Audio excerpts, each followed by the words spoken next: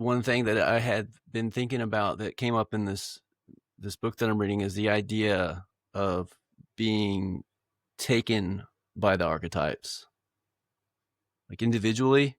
Mm-hmm. So the idea being that our personalities are a combination of all the archetypes, Mm-hmm. Mm-hmm. and like the ego thinks that it's its own thing, but really it's just what the ego's identifying with at the time, which is an archetype. Uh-huh. Uh-huh. Maybe Huh. it could be a blend of archetypes, but just the what I've been kind of thinking about is that idea of and there's another quote in here that I'd like to read, but Uh-huh. Yeah. I'd have to Go go for it. looking for it Oh, again, and okay. I Okay. guess I don't. I Yeah. need to get better prepared for this, but just like I said, so I've been considering that just in my own life, Mm-hmm. like Mm-hmm. times where the Promethean archetype has taken over, and Mm-hmm. I've identified as me Mm-hmm. Mm-hmm. and took it to be me. But then when you look at the natal chart, well, you're in relation natally to archetype. Mm-hmm. That's what isn't that? I mean, that's what the nativity is, right? It shows your relationship to these archetypes, like your Mm-hmm. personal relationship, like your Mm-hmm. personality, how your personality is informed by this particular moment in time, which is these archetypes in these signs in these relationships to one another, right? Because that's another way of saying it, like not planets, but these archetypes. Or you could also go so far as to say these gods, Mm-hmm. Mm-hmm. because what archetype essentially is, you know, is gods. And I mean, it's an older way of looking at it, right? That's like the polytheistic Greek or Egyptian ancient way of looking at it, right? Before psychology. Mm-hmm. Mm-hmm. Then that's that quote I have in here, that young quote, that myth is the psychology of antiquity. Yes. You know Yeah, the quote I'm talking about? I do. I don't know the exact quote, but I know which one you're referring to. Yeah. But here, yeah, I'm gonna read this too, because Okay. are you Yeah. cool with me reading stuff like this? Absolutely. Yeah. Okay. Yeah. So this is Jung. Mm-hmm. He says in a famous passage, observed. And again, I'm reading from the Way of the Archetypes, but this is actually Jung I'm quoting here. We think we can congratulate ourselves on having already reached such a pinnacle of clarity, imagining that we have left all these phantasmal gods far behind. But what we have left behind are only verbal specters, not the psychic facts that were responsible for the births of the gods. We are still as much possessed by autonomous psychic contents as if they were Olympians. Today, they are called phobias, obsessions, and so forth. In a word, neurotic symptoms. The gods have become diseases. Yeah. Yeah. Um, so when thinking about archetypes and calling those gods, and then talking about disease of the mind and the gods becoming diseases because we're not in proper relationship to them anymore, because we're not giving them their due, because now it's just about the analysis of words that are shat out of the butthole of an AI, Mm-hmm. Mm-hmm. There's no soulless. right. There's no embodiment to the nature of what the energy of those gods are trying to teach or bring awareness to. And I think the awareness is what allows for the working with and the integration of and the fulfilling of whatever that purpose for those gods being a dynamic in our psyche might be. And to in essence ignore that or not work with that creates a lot of the shadow aspects that I think Jung talked about or brought attention to. And we call it Pluto, with like working Yeah. with the shadow. And but as far as yeah, that the more awareness we have and the more consciousness that we bring to, we have to have words and language to be able to even start to maybe conceptualize a relationship to these energies, but then we have to actually embody that energy and work with that energy consciously, right? So, and they can come out of balance, right? Hmm. And that's kind of, I guess, what I've been ruminating on in times of my life. I've had where I know, looking back, where Prometheus was in charge. Like I was possessed by that archetype. So, can you give not maybe not like I can well, give an example of I what was I'm going to thinking say about. I actually had example a or dream. mhm. Go ahead. Yeah, I was just going to say like descript yeah, whatever extent you want to kind of expound on what Yeah, Prometheus sure. was in your life, like how that happens and what that Yeah, characteristic is. Yeah. I'm always fine to share my life. I'm an open book. With other people in my life, maybe not. I shouldn't, just for respect privacy, but for me, yeah, I'm always no Hmm. problem. One so you know we know I am an Aquarian, so I have a sun and Mercury conjunct in Aquarius. Hmm. And Prometheus, the archetype of Prometheus, is very much housed in Aquarius. Uranus being sort of the symbol in astrology that holds the archetype of Prometheus. In fact, Richard Tarnas, I believe I've read him say in, I think, probably Psyche and Cosmos, that Uranus should have been named Prometheus, Hmm. because that's really more what it is than Uranus or Oranos, the sky god, from the Greek beliefs, or from the original creator god in the Greek pantheon. So when I was in the Navy, I was a nuclear engineer. I don't even know if I ever told you this before. I'm not sure. Oh, Yeah, I so knew that you were in the Navy, but yeah. I was a nuclear engineer, and it was the dark night of the soul for me, the whole thing. The Navy was. Uh, I was in when 9/11 happened, so I was on the carrier that dropped the first bombs on Afghanistan.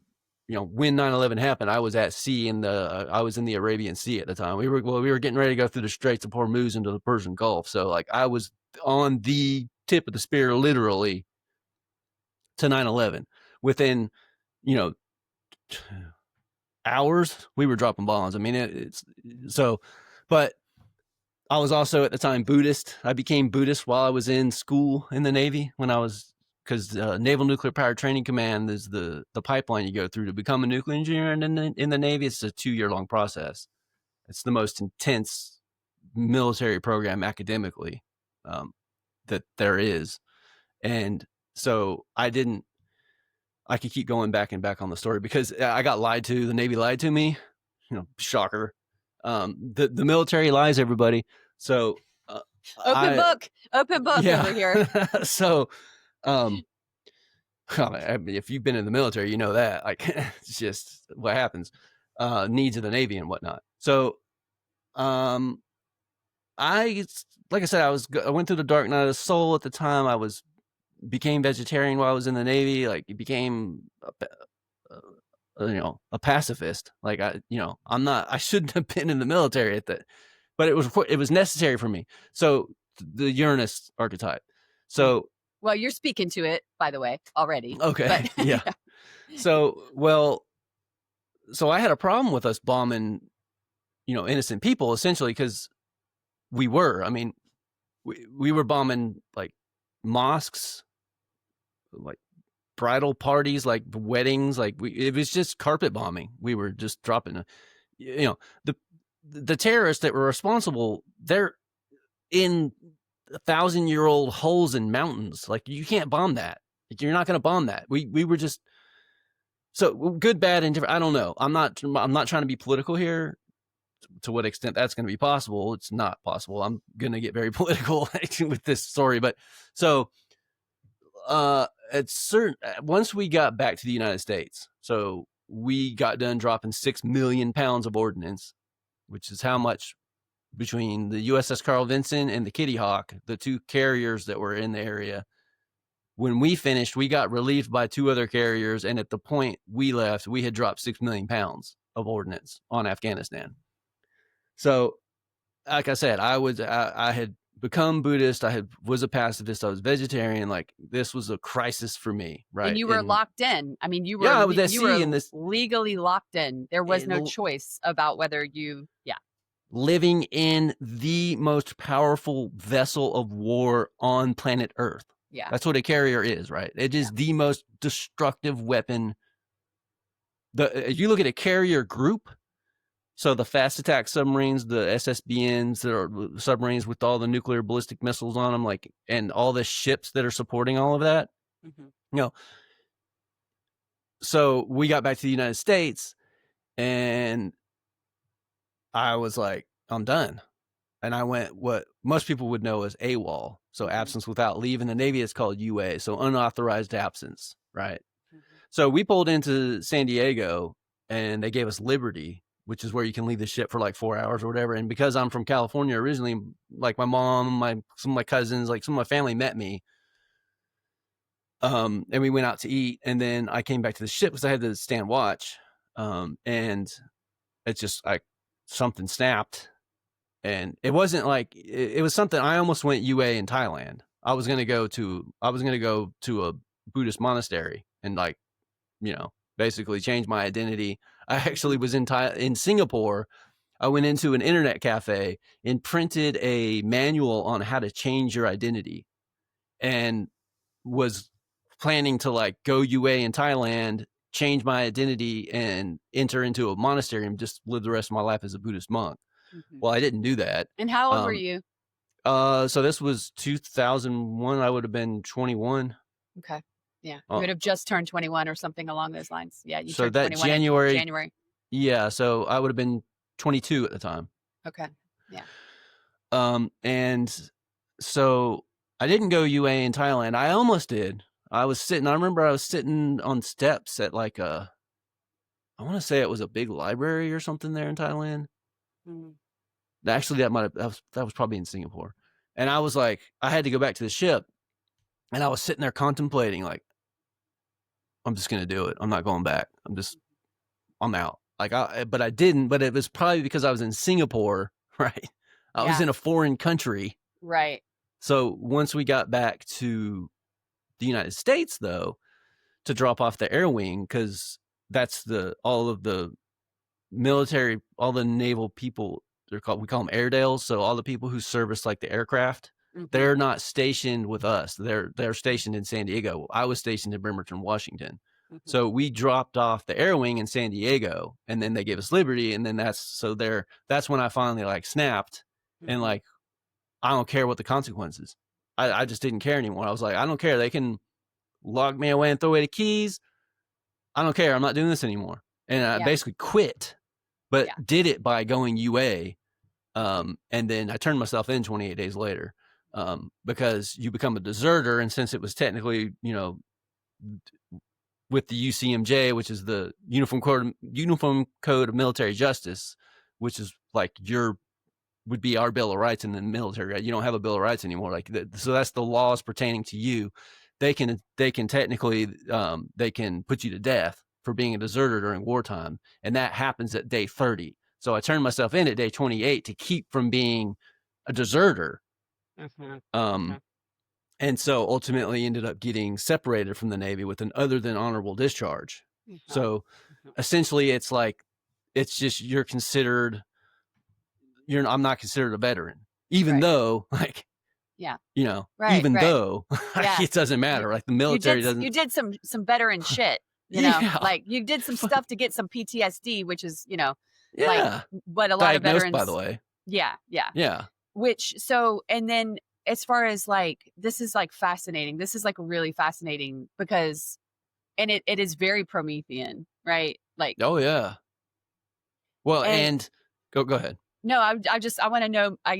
What were you gonna say? No, with respect to that, like, the courage that it took for me to, like, fuck this, I quit. I don't care. This naval machine can kill me. I'm not doing this anymore.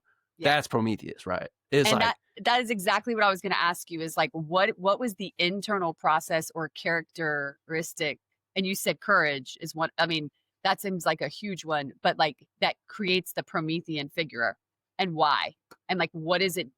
I mean, I know you probably like we can infer why you did what you did, but on a power level, what was that? Like in terms of Prometheus's relationship to the other gods and kind of why you did what you did and that internal like impetus and what was driving that. And was it freedom? Was it My daemon. values? Your I mean, daemon. to say now, like, what is that? Like, so Well, then that's got to right. unpack But that, but right? but Because you're right. Yeah. it's But like, for the but you're listener, what yeah, the but fuck is that? right. Which is a whole like another 20 minutes at least plus Yeah. just today to even scratch the surface. But yeah, so like your internal nature, like maybe what did your daemon want for you? Like I if we mean, for me, it was freedom. Mhm. Like it was you gotta understand, living on an aircraft carrier during wartime, I was lucky if I got 4 hours of sleep. So in a sense it was if the freedom. Prison would have been a fucking walk in the park. Seriously. Mhm. Like the conditions are just, I mean, Yeah. sure, you can find worse conditions. I mean, there'll be Yeah. Marines that maybe, if I doubt a Marines, who knows, maybe, but the Right. real hardcore, like Marine, like, Yeah. or Army Special Forces person, or like someone who like was Mm. actually on the battlefield in Iraq during Yeah. Oh Fallujah, yeah. or like that kind of thing. Like Right. that's a whole nother. You're not arguing for like you're saying that the conditions that you experienced were for in your experience incredibly Well, not just me. There were people jumping off. There are people whose jobs it is to watch the waters for people in the water who jumped off the ship. In fact, they did jump off the ship. In fact, I contemplated seriously jumping off the ship in the middle of the fucking ocean yeah with the sharks and shit yeah in the Arabian Sea. Like, I yeah seriously put thought to actually doing that myself. And there were people who did do that. There were Mhm. people who climbed into the bilge and pissed and shit themselves and refused to come out to try to get out of this. Like Yeah, it's just the the kind of mental misery, fortitude. Yeah. it's very specific to the Navy, the type of misery that it is. And it's not battlefield on the seeing your buddy's brains get blowed out in front of you, but it's still fucking miserable shit. Like it's Yeah. Yeah. 24/7 living in a war machine, Mhm. you know, dropping bombs, and I'm sitting there eating in the galley, and they store the missiles, bombs, they were stored beneath the galley. Mhm. So they would take an elevator up, and then here I am eating my shitty food. And which again, someone in the Army would be like, shit, the Navy, that food's the best. Yeah, well, you like bugs in your food? Because that was there. And the boxes said, I'll never forget this, because when I got to the ship, I had to help load the freezers for going underway. Mhm. The boxes said, not fit for human consumption, prisoner and military use only. That's what the boxes of food said on the big black bold letters across the box. Not fit for human consumption, prison and military use only. So on the spectrum of the Navy's food's good, okay, yeah, it's good, but Mhm. that's what they're serving us. So go fuck Mhm. yourself Mhm. if you don't, It's all you know. relative at that point. Yeah, And it's I may get a relative. little sensitive talking about No, this stuff no, too, no, because it's it is okay. PTSD-ish. Well, yeah, which is understandable. It's understandable and it's real. And I think it does tap into some of the themes that are like they're not touchy feely. It's like when you said that about, well, eighth house isn't fun. It's not like let's not sugarcoat this. And I think to be able to be real about it and even share experience on it is absolutely critical. And it's an illustration of, I mean, Prometheus had his liver eaten out daily Yeah. by an eagle.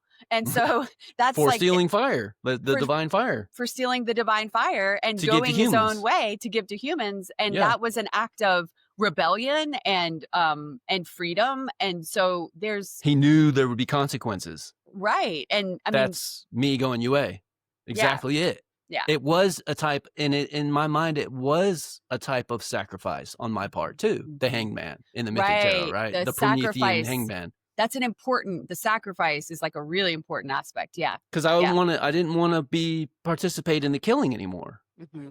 I mean, I joined the Navy. I was confused. I mean, I dropped out of college with a 4.0 and enlisted in the military, for fuck's sake. Yeah. Why? Well, I didn't have a father around. probably that's ultimately why. But you know what? I got to take responsibility for my actions. So I'm Yeah. not trying to, I'm Yeah. just saying there are reasons why my life has unfolded the way that it has. Well, you were looking for something, and structure when there isn't a structuring the father principle. If you think about the emperor card, right? Even like the structuring principle isn't there. The military is I mean, I don't know. I don't want to like make assumptions, but it's like perhaps the looking for structure to something to build your world in a way that was stable and concrete and would give you something that you needed on a, real world level. Um, you know. Well, at the time, I had moved from South Carolina back to California. Mhm. So I'm originally from California. I moved to South Carolina when I was 11 and then moved back to California when I was 18 Right. after a year of college. Um, so here I am back in California, and we were living with family. Me and my mother were moved back in with her mother and Mhm. sister and cousins. It was like a family home, and I'm trying to figure out, Mhm. 19-year-old Aaron. I'm trying to figure out what am I going to do with my life, and I'm in a new place to me because I had been in South Carolina for most of my from grade school on, and I didn't know anybody except for my cousins, who I really didn't know anymore either. So it was like, what was I gonna do? Like, how I had to get out of the house. It was time for me to answer the call and go on the adventure of my life, right? And you're not Mhm. gonna do that living at home. So like, it Right. was time for me to go, and I felt I needed to go. Yeah. So Yeah. Prometheus, Yeah. like again, Yeah. right? And hero's journey into Oh yeah. individuation, right? Yeah. And I would Like, go back and do it all over again. yeah. Same way I did it. It's just because I know now, like, it's like that Young quote, right? It's like you have to do what you have to do anyway. I'm not saying it. You know the quote I'm talking about? Where he's talking Mm-mm. about, I think it's about fate. And he's saying To choose that to do the thing that you have to do anyway, yes, kind of thing. Yeah. exactly. Okay. Right. So Yeah. it's like, is there a choice there? Is there not? Well, you could debate that. But the point is, I'm like, that's what I was doing. That's what I did. And so, like, looking back now, I would do it all over again, because for me to be sitting here who I am now, I had to go through all that. Yeah. Yeah. And so it was necessary.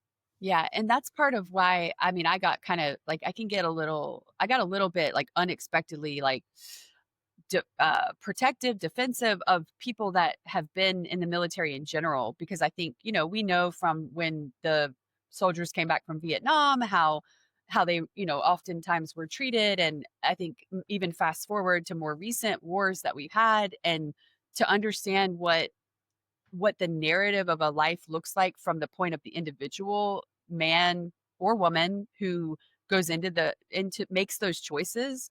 It's like to come back and suffer from PTSD and then be told that you're just a toxic male because you Yeah. have anger issues, Yeah. Right. like, oh, what's up with these toxic males and their anger issues? And it's like, well, I mean, maybe the fact that like society is toxic toward men in some ways. Anyway, that's a whole nother, but like, it's that feeling of like, okay, how are we going to heal collectively speaking, are we going to heal these warring, kind of very, very fucked up power structures by like shaming people that have been in essence caught up in them and chewed up and spit out and have the rest of their life to like figure out how they make sense of that? And yeah, because this has been that moment when I Uh-huh. went UA Uh-huh. and Yeah. started that ball rolling. Which is It changed pretty, my life.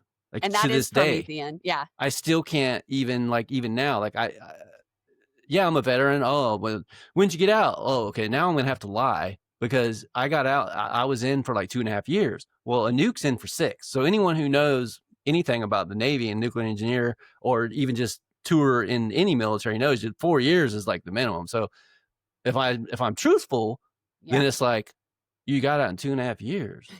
So are you lying to me? Is this no? And then, okay, then I got to tell that story. Yeah. Like, I'm 22 years old. Like, I'm 46 now. Like, Yeah. I got to carry that shame now. Yeah. And by the way, I wasn't wrong Mhm. to do what I did. Right. So back up a little bit. If you were alive when 9/11 happened, right? the country changed, right? Mhm. I wasn't here when that happened, right? I came back to it. And it's kind of reminiscent of the Vietnam vets coming back to the United States, right? Because I came back, but now I'm UA. And like everybody's waving flags and it's all about patriotism. Because everyone's scared out of their fucking minds because we just had the World Trade Centers blown to shit. Yeah. And why? Well, Yeah. how did that happen? Who was responsible? I'm not going to go open that can right here, but the point is that shit was fucked up and people were scared. And so, oh yeah, rah, rah, rah, the military, right? Okay. I was an early adopter in refusing to participate in that bullshit. Yeah. But at the time, like the shame, I can't even tell you. Like my family, the shame I felt because of my family and the way they felt about what I had done. Because like Jack's calling my mom, they're calling everyone who knew me, trying to find me during this time that I'm UA, right? Like I'm on the lam straight up. The military is trying to find me. People are actively looking, hunting me down, trying to fucking arrest me and take me back to the ship. Yeah. You know, Yeah. it was real hardcore shit, right? And Right. Yeah. the shame, though, you brought that up. Like that's the part. Even now, it's still something that, like now, 20-something years later, 25 years later, you know, it's still a mark that I have to contend with on a daily basis. Yeah. Yeah. Yeah. And it's a unique experience in that it isn't, a lot of people there's a sense of being caught between worlds, where if your worldview was in line with the worldview that you were going to execute and act upon in the military, then there would be almost somewhere along the way some kind of solidarity. But then that Aquarian theme and that Uranian theme of truly being kind of autonomously and distinctly between worlds in a way.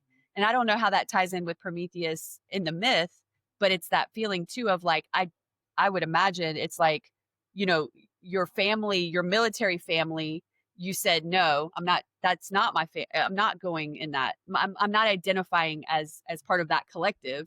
And then civilians, they also may not understand. I mean, when you share your story, certainly people understand exactly what you went through, you know, or what you experienced. I'm not going to, you know, but so yeah, there's this in between state, I imagine too, that you contend with. And even to go like into the chironic, you know, Chiron's cave and kind of the space of being able, it's something that you'll never completely be able to, it doesn't get like cured. You don't erase the experience of it, but how does that experience help other people?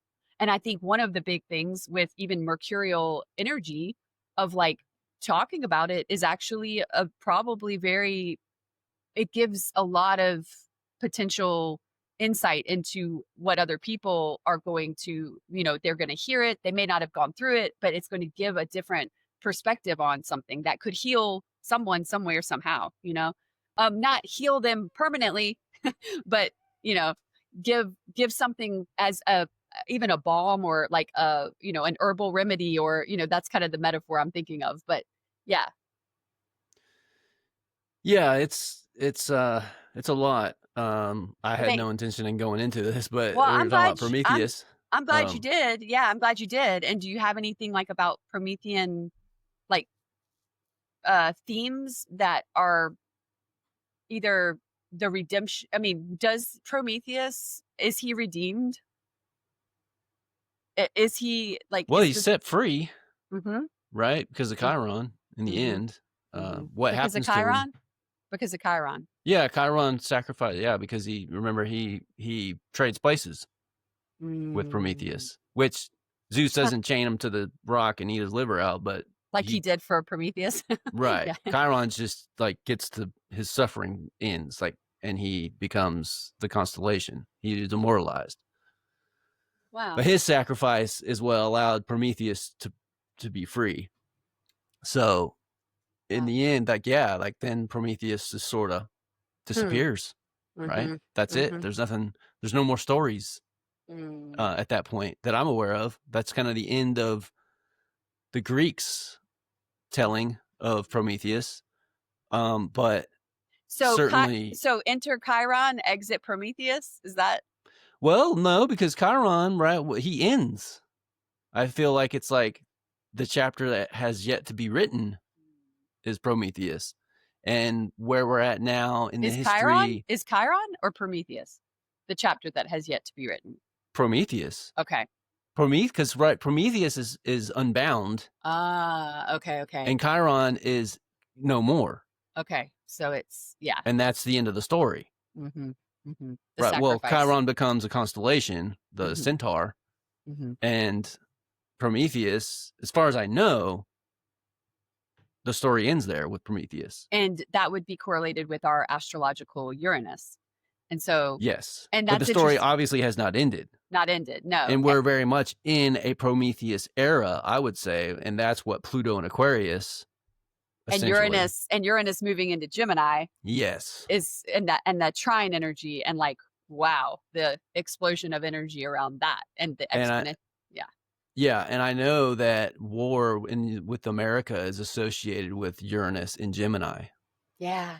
I think Yeah. I don't know what, I think World War II and one, and then I know the Revolutionary War, because Yeah. I think the Sibley chart has Gemini rising, Yeah. Yeah. and I think Uranus was in Gemini. Yes. Yes. Very strongly correlated. And astrologers have been, kind of speculating about that and anticipating that for a long time. So I think your story is actually really timely because as we're about to potentially very rapidly move into this Uranus and Gemini when Uranus ingresses, and we're going to have 7 years of Uranus in Gemini, the air sign, the one that has been associated with a lot of world war, world conflict. It's I think you're And right on time sharing Pluto that. in Aquarius, And Pluto trining it. yeah. Yeah. So those two energies are going to get together and have a good time. Right. They're going to have a You know, time. They're going to have a time, all right. they're going to be having a blast. Yeah, Like, right. Pluto but and those Uranus. two archetypes having a blast together, that's not probably going to be fun for us. It's a little concerning, to say the least. Yes. Yeah. And which hopefully I would love, and I think we should plan on talking about that a lot more in depth. As you For know, sure. as the time gets closer with that ingress. And I know, some astrologers are talking about it, have been for a while, but I think it's definitely on the docket for us to talk about. And my story too does tie in, I feel like, Absolutely. with my naval story and like all that I went through with that. Like I have a particular vantage point that's going to be somewhat unique. Yes. Right. Not just in astrology, but like just as an American.